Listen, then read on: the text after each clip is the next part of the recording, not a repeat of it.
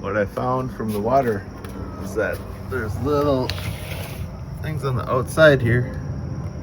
Stick a screwdriver in there, clean them out. And these things, this track was completely full of water. It started going out. It was like glug, glug, glug, glug, glug, glug, and it all came out. So that's how you fix it. There's one on each end. There's one on the other end too.